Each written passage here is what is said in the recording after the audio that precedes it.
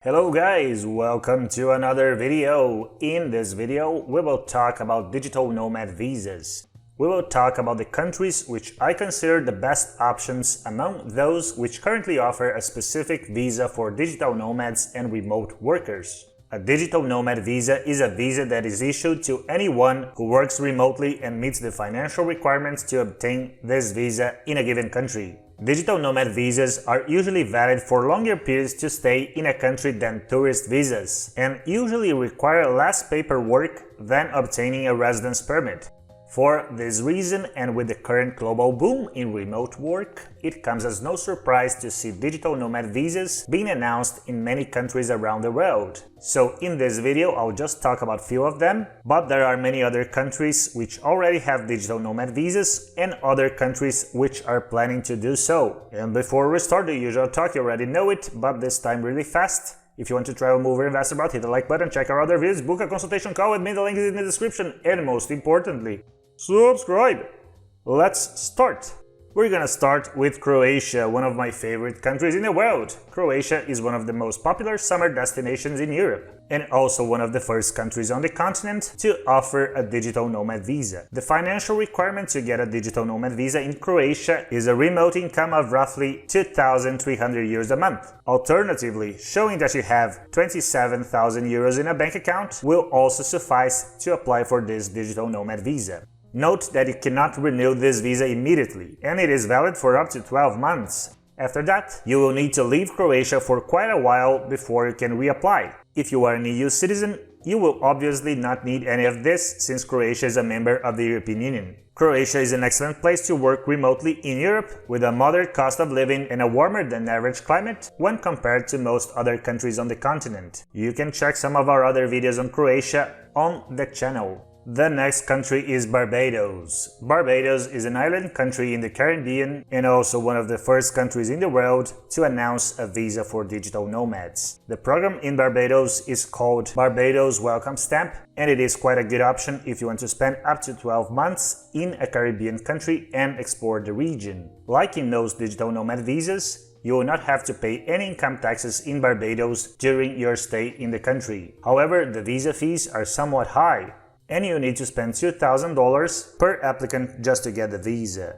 Barbados has direct flights to the US, Canada, UK and Germany, as well as to many other island nations in the Caribbean. The next country is Estonia. Estonia is another country in the European Union offering digital nomad visas for non-EU citizens. This Baltic country has always been at the forefront of digital technologies since it launched its famous Estonian e-residency program. The income requirement for the Estonian digital nomad visa is a gross monthly income of 3,504 euros currently, which is one of the highest income requirements among digital nomad visas in the European Union. There are other options to stay in Estonia which I consider more appealing, such as becoming a freelancer. This is probably a good idea if you want to live in Northern Europe permanently. The next country is Malta. Malta is an island nation in the European Union and also in the Schengen area, which offers, in my opinion, currently the best digital nomad visa in this economic bloc. The program in Malta is called Nomad Residence Permit, and as it says, it is a residence permit, which is in most cases better than a visa. In Malta, as long as you meet the requirements, you can keep renewing your stay with the Nomad Residence Permit, thus enjoying the benefits of living in the Schengen area, which Malta is part of. You will also not be liable for any income tax in Malta if the company paying you is based abroad and the taxes are paid in the origin. The fee to apply for this program in Malta is just 300 euros and it can be done online. The next option is Dubai. Dubai, which is in the United Arab Emirates, is another option if you want to live temporarily in a highly interesting location. The fee for this program is roughly $600, which is quite inexpensive. However, the financial requirements to enjoy life in Dubai are definitely not low. You will need to show an income of at least 5,000 US dollars per month, which is more than what a good part of digital nomads is actually making. Apart from that, Dubai needs no introductions. It is one of the most international places in the world, and its airport is one of the busiest and with the highest number of international flights currently. Despite the high financial requirements, this program can actually be a good idea, as I consider Dubai a great place to stay temporarily, but it is probably not the first choice among digital nomads when they eventually want to settle somewhere permanently. The next country is Cape Verde. Cape Verde is another interesting option if you want to spend some time in an exotic and interesting destination. Cape Verde is an island nation on the west coast of Africa. The application for this digital nomad visa is done online, and the processing time usually takes 2 weeks. Cape Verde is an excellent choice if you like warm weather year-round and going to the beach a few times a week. The cost of living in the country is also pretty moderate. In terms of connectivity, Cape Verde has direct flights to some European countries like Portugal and France, as well as to destinations in the US and Brazil. The income requirement in Cape Verde for the digital nomad visa is lower when compared to most other options, currently at 1,500 euros per month. Now I'm gonna talk a little bit about the advantages and disadvantages of getting a digital nomad visa. We're gonna start with the advantages. The main advantage of a digital nomad visa is that it will allow you to establish a base in a country for a limited period of time, usually going through less bureaucracy than you would to get a residence permit in the same country. In order to get a residence permit, you usually need to have solid grounds to stay in a country, like having a local job, opening a company, buying real estate, and some other circumstances varying from country to country. With digital nomad visas, if you can prove you have income from remote work, may it be from a job or from being self-employed, you will usually qualify. With a digital nomad visa, you can still have the comfort of actually living in one place that is exotic and new to you, but at the same time without the pressure of being constantly on the move. From your new base, you can take many short trips and explore the area you will be living temporarily. The second huge advantage of digital nomad visas is that, in most cases, you will be able to live in a country for a limited period of time without becoming a tax resident. So if you are a US citizen with a US corporation, you must keep paying taxes in the US, but without having the burden of also paying taxes in the country where you're going to live temporarily. These types of visas can be a good option if you don't want to change your company structure completely and still have a different base to spend some time. Now let's talk about the disadvantages of getting a digital nomad visa.